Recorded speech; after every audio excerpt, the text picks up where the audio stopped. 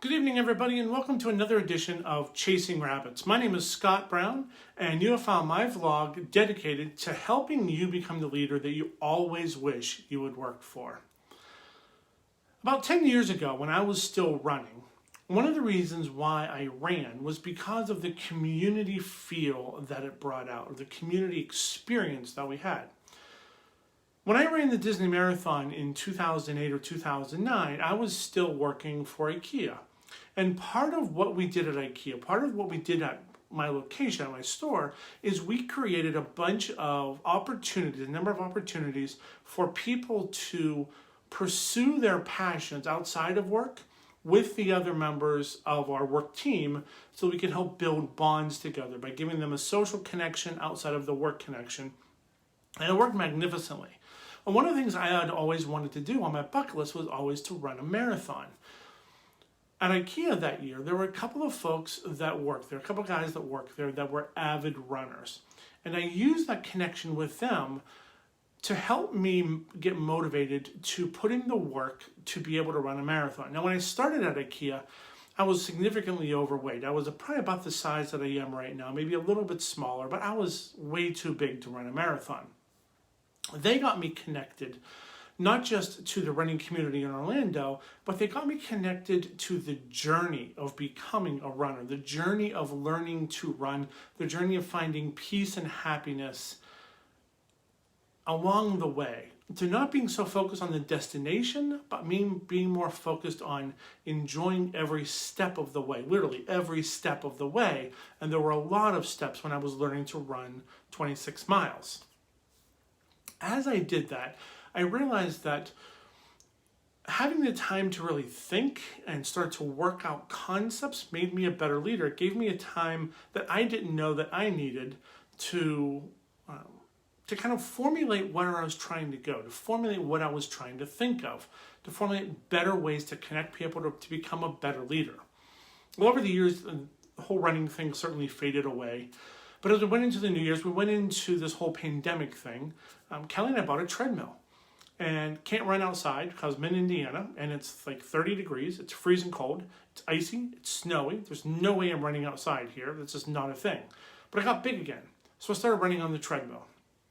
And as I'm running, I realized that I'm making connections again that I haven't made in a long time because I haven't run in a long time. That apparently there's an ability as I'm exercising to think things through in a different type of manner from what I do if I'm just sedentary. Don't really know why that works. I'm sure that there's a physiological reason for it. I don't necessarily know why that is, but it obviously is. But here's why I tell you that.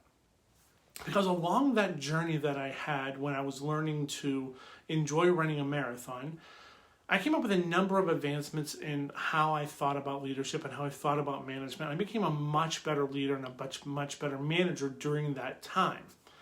As I'm running these past few days, and it's really been like a week now since I started to really kind of exercise regularly again, week and a half, 10 days, something like that, I realized that one of the things that I want to do is to make sure that I differentiate what I'm talking about, especially in terms of game theory and play and some of those things, from what traditionally has been talked about in game theory.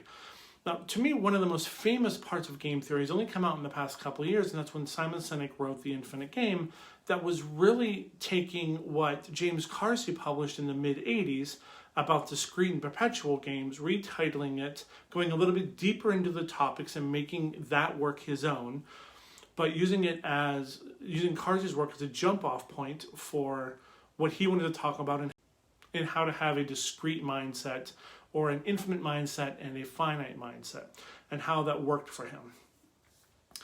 As I read his book and as I listened to him talk over the years, I certainly found there to be some similarities in how I was thinking about it, but also a lot of differences, which is why I came up with the whole concept of formal and informal games. But within Sinek's work, he has really 5 things that he thinks that every leader that leads with a finite mind, an infinite mindset, that ability to connect the dots, not in terms of winning or losing a game in the near term, but how it connects out in time, a game that will last long after we stop playing, but extend as more of a legacy. And he says there are 5 things that those leaders have. They are all leading because they know there's a just cause, which he defines differently from his why. Start With Why was his first book, and he defines the just cause a little bit differently than that. He talks about having trusting teams. He talks about having a worthy rival, meaning you have to have at least two people. You have to have somebody worthy of competing against. Having existential flexibility, meaning to be able to change your mindset and thinking depending upon situations, and then having the courage to lead. I think those are all wonderful attributes for any leader to be able to possess. Absolutely wonderful. But they don't really fit within the model that I'm creating in terms of formal and informal games. And I realized that I think there are three things that great leaders have when it comes to defining formal games within the umbrella of an informal game in order to create the results that you need for an organization in the short term. Those three things are: one, I think you need to have a reason for why you're playing the game. You need to have a reason for not just why you're involved in the game, but what you want to get out of the game, what you want to learn from the game. Why are you going to invest resources? What are you looking to get out of that investment? What are you trying to learn? What are you trying to accomplish from playing that game? I think that every leader needs to have that sort of a reason behind why they do it. Are you trying to connect? Are you trying to correct? Or are you trying to compete? And those are three ways that I think all formal games and informal games, actually, I think they all kind of fall within those umbrellas of connect, correct, and compete. Second thing I think all great leaders have is they need to understand the roles of why someone is playing a game and how they're going to play the game. So you need the rules of what happens. You need the rules of how you're going to keep score. You need the rules of who's going to be involved in the game, how long the game's going to go on, when there's a winner and loser, if there is a winner or loser. Are you playing competitively? Are you playing asymmetric? How are you going to play the game? What are the rules behind that formal game? And within that, what are individuals' roles, a difference between RULES and ROLES, to know what the roles are of each individual player within that game. And the third thing I think that every great leader has is they have resilience, because stuff is going to go wrong. Leadership is really hard. And if you're going to create a formal game in order to create a specific outcome, you're looking to learn something, you're looking to do something, stuff's going to happen. Like this past year taught us that the best laid plans of mice and men go awry. We know that what you plan on happening isn't always what's going to happen. So you need the resilience of being able to bounce back when stuff goes wrong. You need to be able to have that mental flexibility, that mental resilience, the emotional bandwidth to be able to compensate for, okay, this game no longer can be played because the situation has changed. I need to create a new game for a new situation, and this is why I'm going to do this. You need to have the resilience to be able to realize you're not losing something. All you're doing is redefining this new game because of a new situation, a new environment, a new outcome. You're looking to do something different. So I think that those three components, being able to have a reason why you're playing the game, to understand what you're doing, to understand the roles of those involved in the game, and have the resilience to be able to understand that when things go wrong, you're going to have to change. That there is mental flexibility within that, there's emotional bandwidth and adaptability within that. That's a lot. There's a lot to that.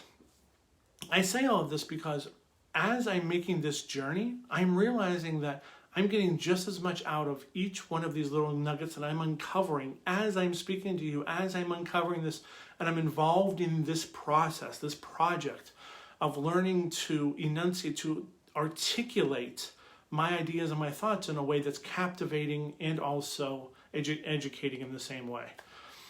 My goal isn't just to become a more competent speaker. My goal is to help you learn how to lead more effectively. So I know this is going to be, it continues to be a work in progress. But like all works in progress, I do have a vision of where I'm trying to go. I know that my mission of where I'm going is going to change over time because I change over time. But I really want to help you find a reason for why you're involved in this, why you're investing time. I want to help you find a reason for the games that you play. I want to help you understand the role that you play within your own development. And I also want to help you build resilience for when things go wrong. So on that note, I wish you all a wonderful night tonight. Think about the games you play. Think about the leadership that you have, the opportunities you have to guide someone towards a better future, a better connection, a better relationship, because leadership is all about relationships. And until tomorrow, I wish you well. Have a great night. As always, toast on, my friends, And I hope that you learn to uncover a little bit of that journey along your way so that you can get something out of whatever it is you're doing. Instead of just doing a task, you're learning a lesson. Take care, my friends.